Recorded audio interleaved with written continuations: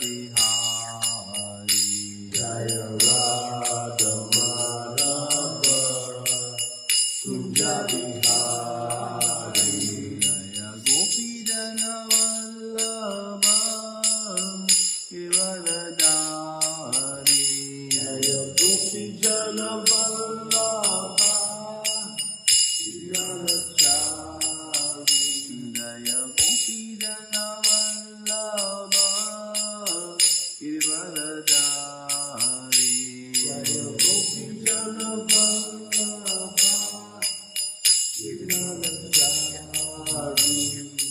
Yashodanandana Bhajana Jana Yashodanandana Bhajana Jana Yashodanandana Bhajana Jana Yashodanandana Bhajana Jana Yamuna Tira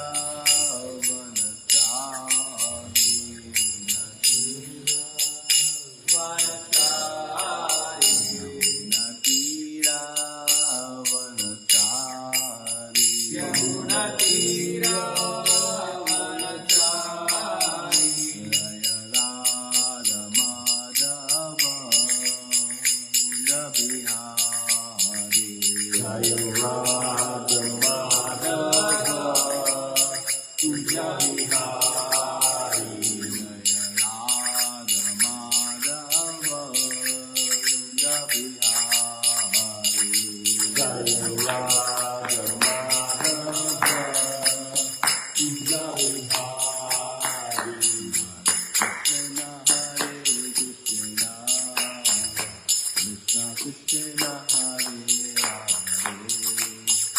Hare Hare Rama Rama Rama Hare Hare Hare Krishna Krishna Krishna Krishna Hare Hare Hare Rama Rama Rama Hare Hare Jaya Radha Kunja Bihari Radha Kunja Bihari Radhe Jaya Radha Kunja Bihari Radha Kunja Bihari Radhe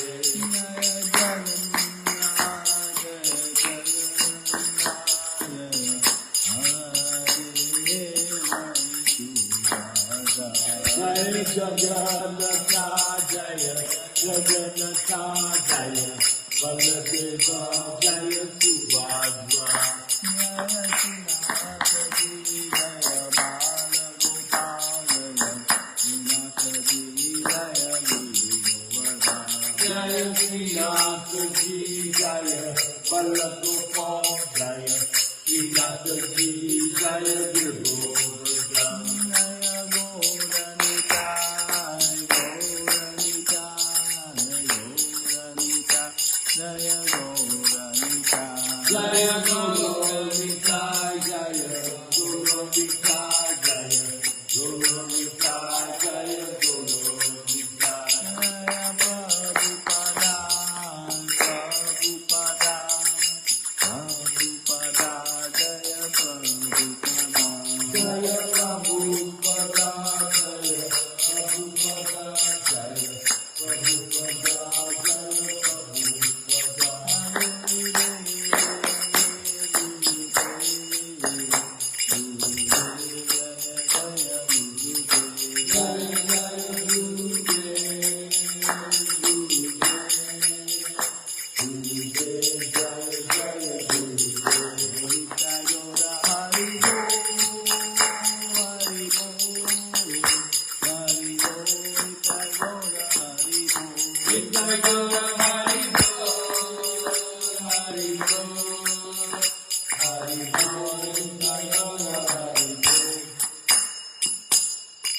Now, Mr. Father, from whom Bhattacharya Stotra Krishna Vaichananda Bhakti Vedanta Swami Srila Prabhupada Ki Jayam Vishnupad Paramahamsa Parima Jagacharya Stotra Krishna Bhakti Siddhanta Sastaka Srila Prabhupada Ki Ananta Koti Vaishnavande Iska Vibhiti Fan Srila Prabhupada Ki Sama Veda Bhakti Vinda Ki Jai Gaur Premanande all glories to someone all glories to someone all glories to someone all glories to Shishi Guru and Gauranga. Om Namo Bhagavate Vasudevaya. Om Namo Bhagavate Vasudevaya. Om Namo Bhagavate Vasudevaya. Om Namo Bhagavate Vasudevaya. Om Namo Bhagavate Vasudevaya. Om Namo Bhagavate Vasudevaya. Narayanam Namaskritya. Naram Chaiva Narottamam. Devim Saraswatim Vyasam. Dojaya Mudirye. Yastapraya Shubhabhadreshu. Nityam Bhagavata Sevaya. Bhagavati Tamashloke. Bhaktir Bhavati Naistiki. Grantaraj Shrimadbhagavatam Ki. Reading today from Shrimadbhagavatam, Canto 1, Chapter 8, text number 18. Prayers by Queen Kunti. Kunti Uvacha. Namasye Purusham Tvadyam. Ishvaram Prakute Param. Alakshyam Sarva Bhutanam. Antir Bahir Avistitam. Kunti Uvacha. Namaste Purusham Tvadyam. Ishvaram Prakute Param. Alakshyam Sarva Bhutanam. Antir Bahir Avastitam. Kunti Uvacha. Namaste Purusham Tvadyam. Ishvaram Prakute Param. Alakshyam Sarva Bhutanam. Antir Bahir Avistitam.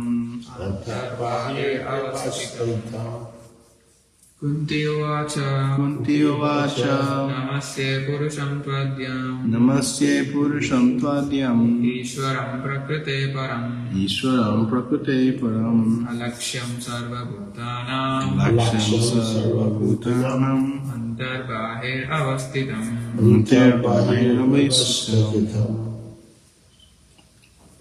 Kunti Uvacha. Srimati Kunti said, Namaste. Let me bow down.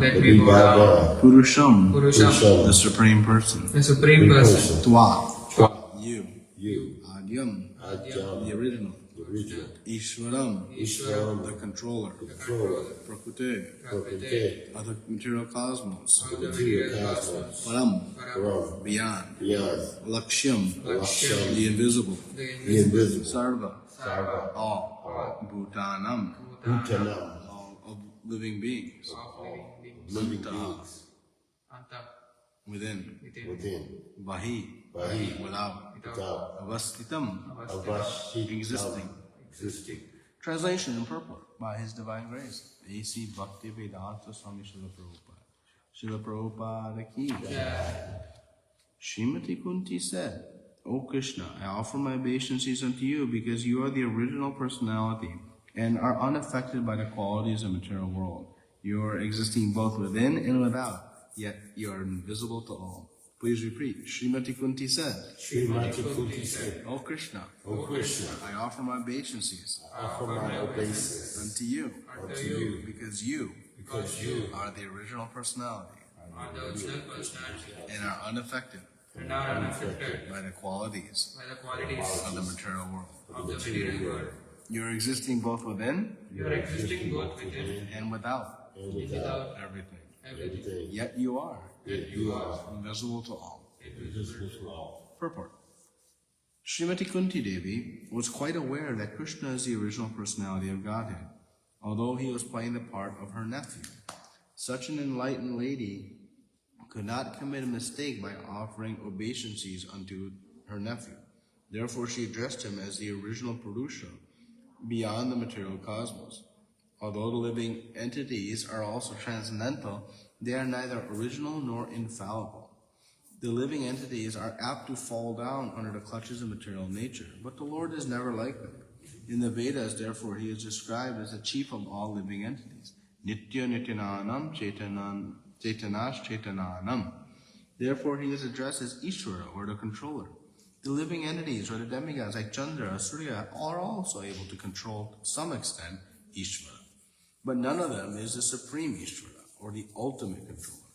He is Parameshvara, the Supersoul. He is within and without.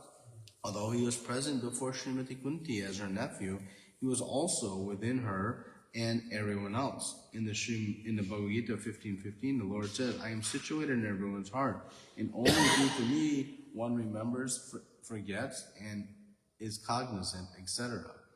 Through all the Vedas, I am to be known because I am the compiler of the Vedas, and I am the original teacher of the Vedanta.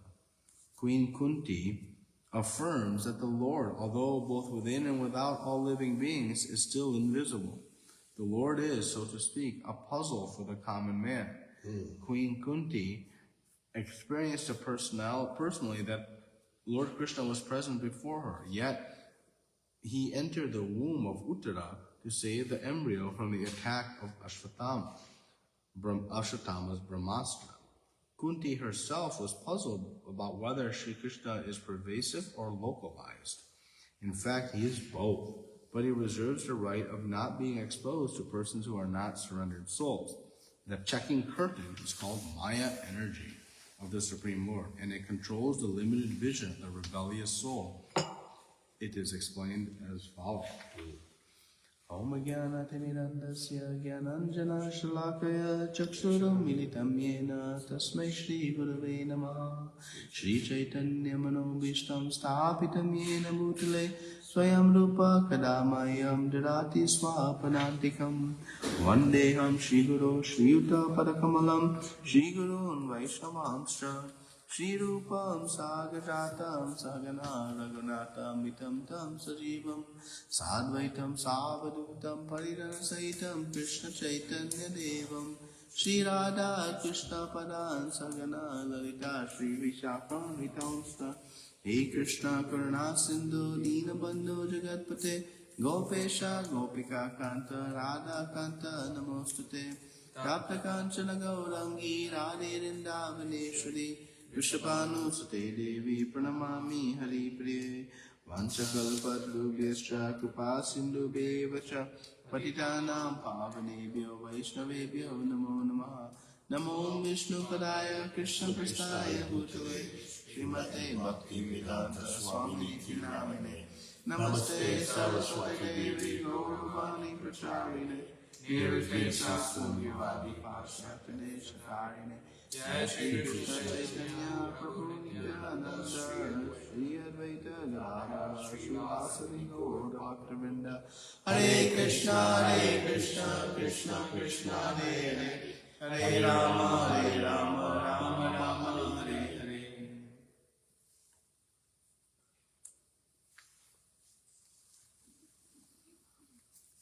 Text number 18 again. Srimati Kunti said, O Krishna, I offer my obeisances unto you because you are the original personality and are unaffected by the qualities of the material world. You are existing both within and without everything, yet you are invisible to all. So this marks the beginning of one of the most important parts of Shrimadbhagavatam.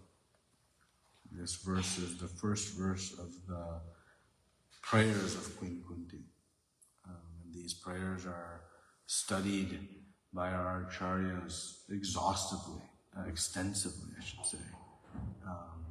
Many devotees have memorized all of these prayers. They're so important. So very fortunate.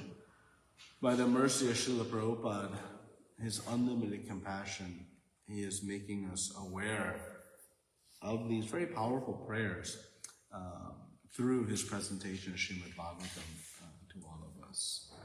So we look forward to studying these prayers of Queen Kunti and trying to understand and extract her mood of prayer and apply it in our day-to-day life. And we discussed yesterday how Queen Kunti was the very chaste devotee of the Lord. She was unalloyed in her devotion, no mixed. Only one source of her shelter, the Supreme Lord. And that happens when the heart is sufficiently purified by the practice of devotional service. When one practices devotional service, one's heart becomes cleansed. And so we'll try to study these prayers with a daily understanding how I can apply this in my day-to-day life. So she opens her prayers with,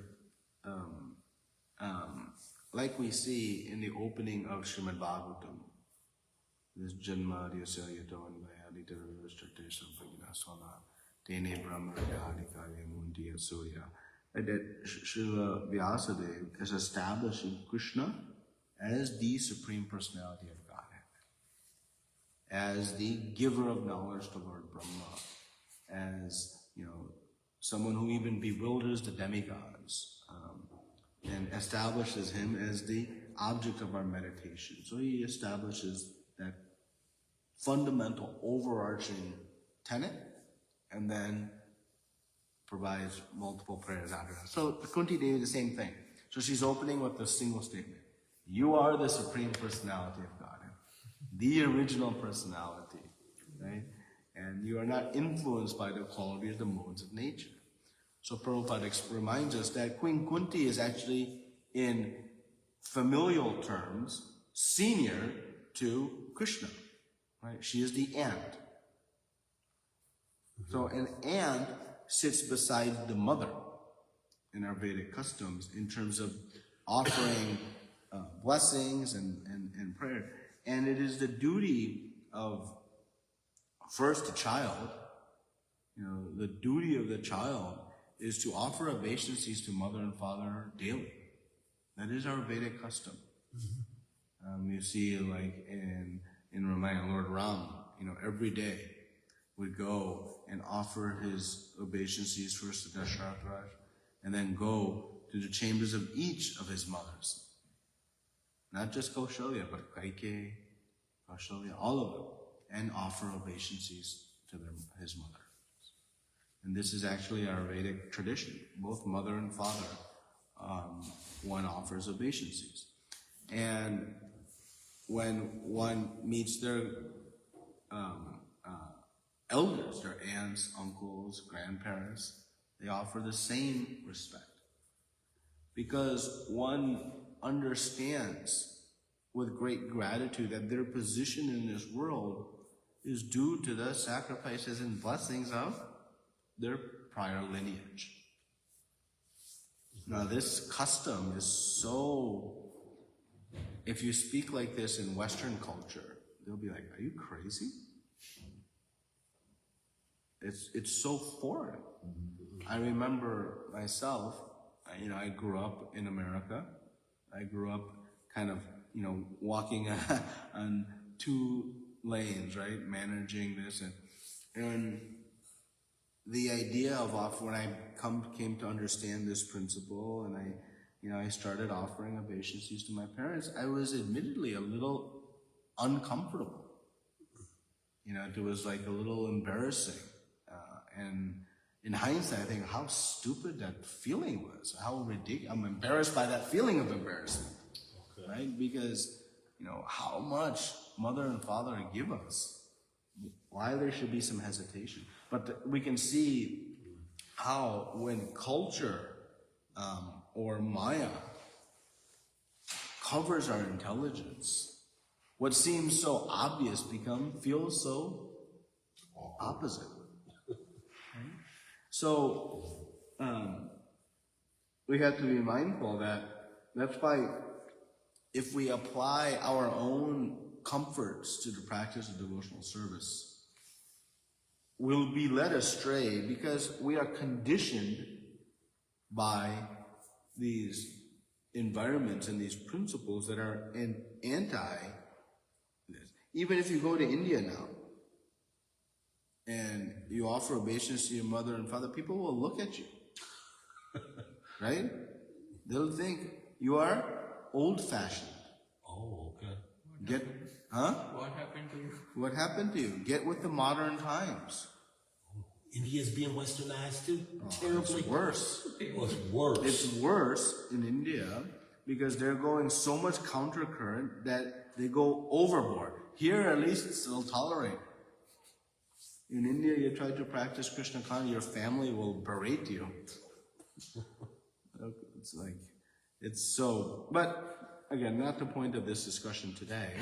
But the point is that Queen Kunti is establishing that while you have taken this position as my nephew, let us not be confused. You are the Supreme Personality of Godhead and worthy of my obeisances. So Queen Kunti is showing her astuteness, that she is not bewildered that Krishna has appeared through this, but he is the Supreme Personality of Godhead. And Prabhupada reminds us that he is the Ishvara, controller, but he is the Supreme Controller. Right? We all think we are controllers. Conflicts between two people arise out of only one reason. One reason. Ego. Because I think I am the controller and you think you are the controller. Thus, conflict. You boil it down. Every conflict in the history of man, human, boils down to ego. If we all understand that Krishna is the Supreme Controller, neither you are controller, neither I am controller, then we all can embrace and look to our Supreme Controller, Kunj Bihari. It's very simple. Right? So this controllership is the domain of the original personality. Right? Let's try to connect those two. Right? If I am, for example, the owner of this phone, who is the rightful controller of its use? Me or you? You are. You are. Yeah. If I give you my phone, so you may use it.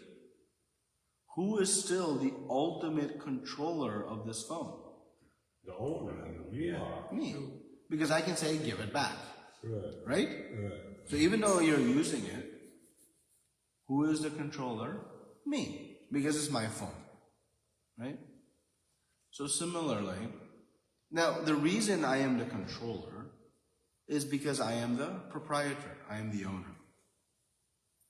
Right? So, what do we control? That which we own. I cannot control something I don't own. That logic hold? You're logical. Yes. What do you own? That which belongs to you. Nothing. What did you come into this world with? Nothing. What are you going to leave this world with? Nothing. So what do you own? Nothing. So then what do we control? Nothing. Simple logic? This is science. This is not philosophy. This is simple logic. Yeah. Reason. Yep. We came into this world with nothing. We are leaving this world with nothing. So by definition, I own nothing. And thus, I am not the controller of anything. I think, no, this is my body. I'm not even a controller of this body. You try to stop the growth of your fingernail on your little finger. Can you do it? No. No. Can you control the digestion of food? No. You think, no, but I can control the action of my arm. Really? Ask a person suffering paralysis why they cannot move their arm and why we can. Anything you're doing differently than that person's doing? No. Simply the mechanics of the body are working in one situation and not in another. But anything that you are doing to make those mechanics work? Nothing. So, Queen Kunti has understood this very clearly. That Krishna is the supreme controller. Because he is the supreme proprietor.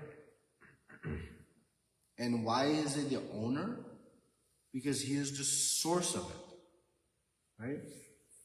If, in a relative example, right? If I have a garden in my home,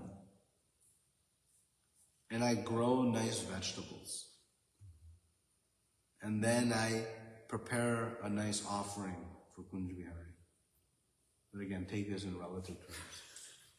Who is the owner of that preparation? I am, right? Because I grew the vegetables, I prepared, right? So Krishna is providing everything in this world, right? He is the creator. So because he is the creator, he is thus the owner. And because he is the owner, he is the controller. And there's one more feature. That makes him also the enjoyer. That makes him the enjoyer. If I have this phone as mine, who is the enjoyer of this phone? You. Me. Simple. Simple, right? So let's go through this exercise again. Okay. What did you come into this world with? Nothing. What are you going to leave this world with? Nothing. So thus, what are you the proprietor of? Nothing. Thus, what are you the controller of? Brace yourself. Thus, what are you the enjoyer of? Nothing. Nothing. Nothing. There's a but. Don't worry. There's a good but. There's a good but. So we are neither the proprietor, neither the controller, neither the enjoyer, because we are not the source. We're not the source of anything. That's a fact. So, in the Vedas it says, Nitya Nitinanam Chaitananas Chaitananam. Now, we are eternal. We're eternal living beings. Our soul is eternal. Never was a time that day we did not exist, nor will we not. Right? Krishna says this in 12th verse of Bhagavad Gita, chapter 2. So we are eternal, Krishna is eternal. So does that make us the same? No. What is the difference?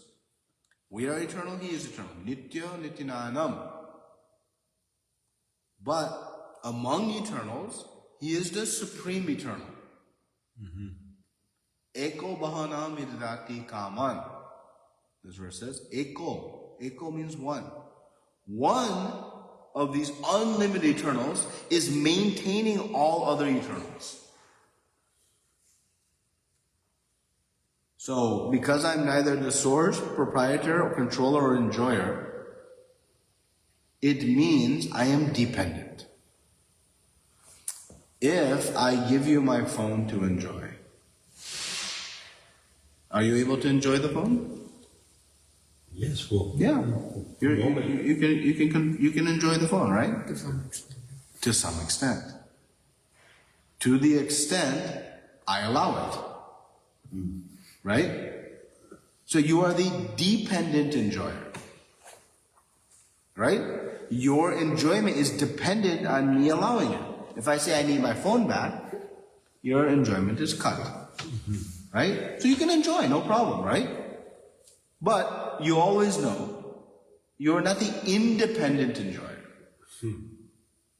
Right? You're the dependent enjoyer. Why? Because I, out of my graciousness, gave you this phone to enjoy.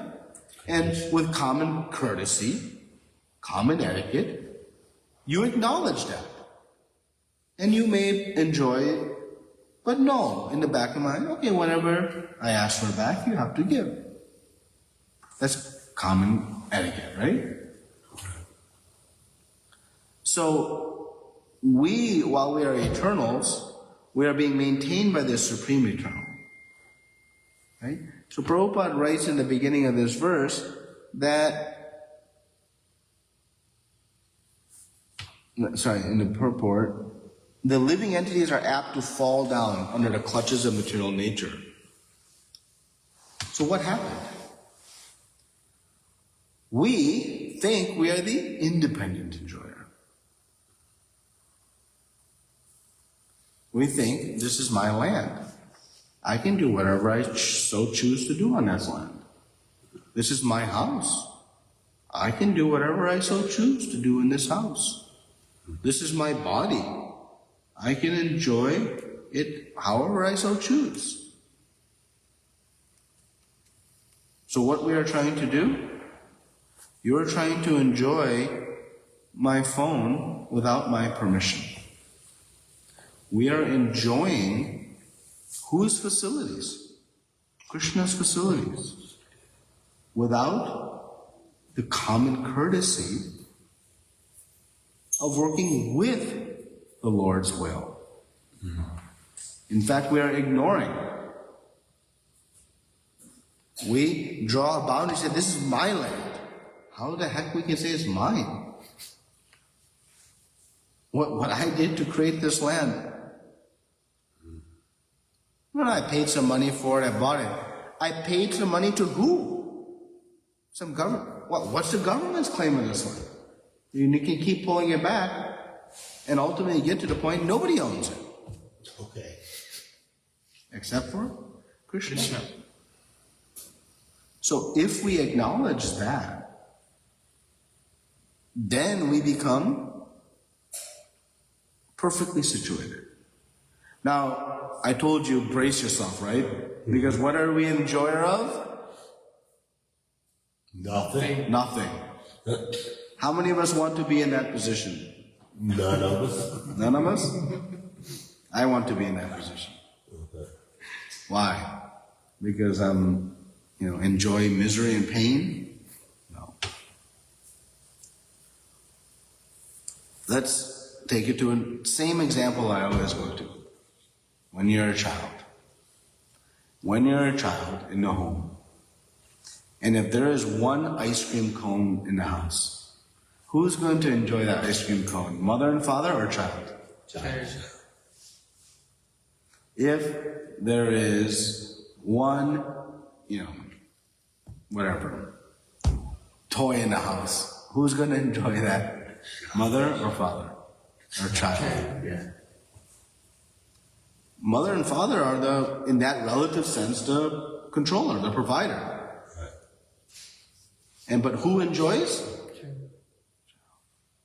So Krishna is the supreme independent enjoyer. But the devotee, when they acknowledge, I am not the enjoyer. I am not the controller, nor proprietor, nor source. Actually, then the devotee enjoys more. Why? Because Krishna reciprocates.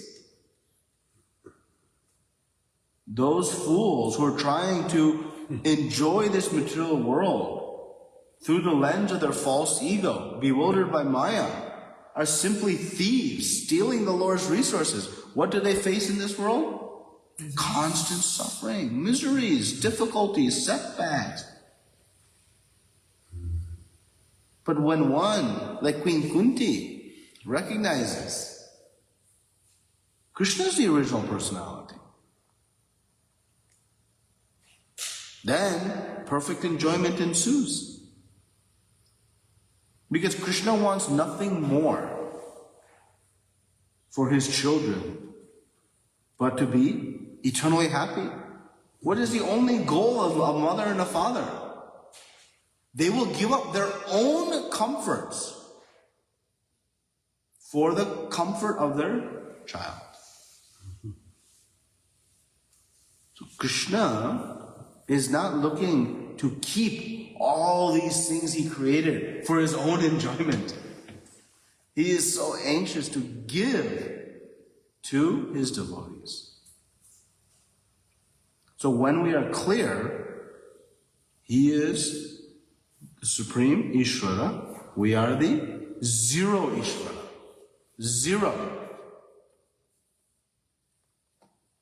Clear. Then, actually, now this is perplexing. You ready? Mm-hmm. We become the controller of the supreme controller. Huh?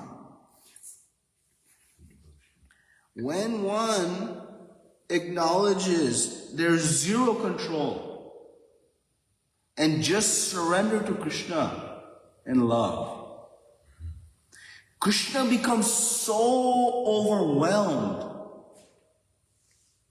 in happiness that he gives up his own free will to his devotee. If his devotee wants him to dance, he'll dance. If his devotee wants him to go left, he'll go left. If his devotee wants him to do this, he'll do that. He becomes controlled by his devotees. Not by his devotees, but by the love of his devotees. That a paradox. It's not a paradox in the sense that it's a logical conclusion. Okay. That when one surrenders to this Lord, there's a reciprocation, there's an appreciation, and Krishna surrenders back. When Krishna says, "Ma me kam sharanam braja," you surrender only to me. Krishna says, and I surrender to you. It is a two-way street. But we have to take the first step. And that surrender of Krishna, doing what his devotee wants, gives Krishna happiness. We'll see this in coming weeks, 6 weeks from now, when we start discussing Damodar Leela. Yeah, right. But we're going to see this day after tomorrow. Who is the supreme controller of Krishna? Srimati Radharani. Because she knows she is the zero controller. So we have to have this fact clear. As soon as I think I am the controller, I become zero. As soon as I understand I am zero, I become controller of the supreme controller. Wow. This is why our own feeble logic should be thrown away and just study from Queen Kunti. This understanding. Because Prabhupada reminds us here, and Queen Kunti is saying it, is that unaffected by the qualities of nature, right? When we study Krishna's pastimes, sometimes we think he made a mistake. He told a lie. He fled a battlefield. All these things in Krishna's pastimes. We have to remember, he is untouched by material nature. No, he came to the material world. Of course, he's influenced by material nature, right? It's all pervasive. Prabhupada gives us the perfect example. When the king goes into the prison house to visit the prisoners, does he become subjected to the rules of the prison? No. No, he's the king. He created a prison house. He is above, transcendental to those rules. So when Krishna comes to the prison house of the material world, he's not affected by its laws. He is the creator of those laws. Rajagun, Tamagun, Satagun, they report to him.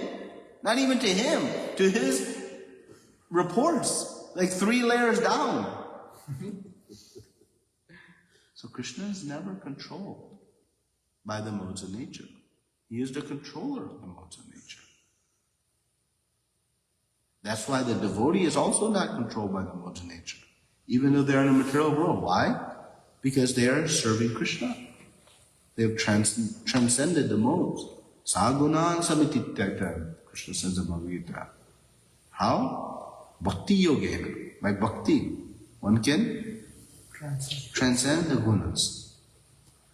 So Krishna is never affected by the gunas. But we become affected. And what is that curtain that covers us from seeing all this that we spoke? Everything we spoke today was complicated or basic? Basic. It's 101, right? Simplest of simple. When we exit this door, what do we see? The opposite. Yeah. Why? Maya. Illusion. Real potent. She's very potent. But very small compared to Krishna. Right. Just like the clouds in the sky, right? Wow, cloudy day has covered the sun. But how big are the clouds compared to the sun? Small. Very small. Small. But the clouds seem so vast that the sun has become enveloped. But the sun has not become enveloped. It's simply standing between us and the sun.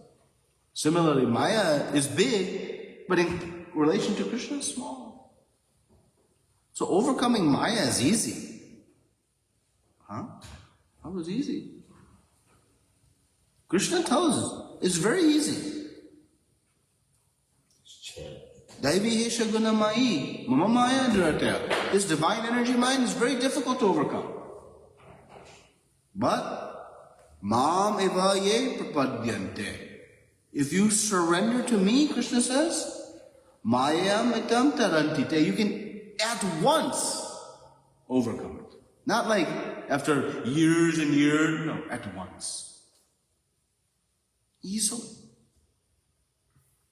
So this Maya and this influence to think us we are full controllers when we are zero controllers is overcome. How? Chant our rounds nicely. Offer our obeisances to the Lord. Study Shrimadbhagavatam. And all will be good. So Queen Kunti is reminding us, I offer my obeisance to you because you are the original personality. There is no other person superior to the Lord. He is the original. He is the supreme, as we established yesterday. And thus, He is the object of our worship. And with perfect understanding, all that we desire for perfection in life is achieved from only one source. That is Krishna himself. Shrimadbhagavatam ki. Srila Prabhupada ki. Any questions, comments, discussion? Some discussion. I ended early today so we could have some. Thanks for putting that in really basic terms. I have to do that because I'm a fool, so I can only understand basic logic, so it helps remind. Very nice. Thank you, Prabhupada. This is actually Srila Prabhupada's extraordinary gift. If you really study, if you do a comparative study of Srila Prabhupada's books to other bona fide acharyas' books, what you'll find is an extraordinary, and extraordinary is not even enough of a word, but I'll use it, an extraordinary ability to make the most complex and difficult things easily understandable for us. The only comparison is Narottam Das Thakur. Narottam Das Thakur also is noted for his ability to make the very, deep inner, richest philosophy of Chaitanya Mahaprabhu's teachings accessible through very simple songs and poetry. That was his notable contribution. Even if you read like some of Bhakti Siddhanta Saraswati Thakur's writings, if you read like the Brahma Samhita prayers, those translations are written very difficult, high English. Like you have to read it twice, thrice to really extract it. But Srila Prabhupada, his magic was, without diluting even in one tiny percent of the purity, he could present it in simple terms. And that is Srila Prabhupada's gift to all of us. Any other comments or questions? So, Prabhu, actually, yesterday I want to ask one question. Yeah. So, yesterday we have seen the dependency on Krishna, and also you said like we should not be foolish, like leaving everything and just walking on streets or some example on that. So, my question is like when we are trying for something on our attempt. So how do we know like how far extent we can be on our own and how far do we have to depend on Krishna? Yeah, so the principle is pretty straightforward, right? We put 100% of our effort into what we are doing and leave the result to Krishna.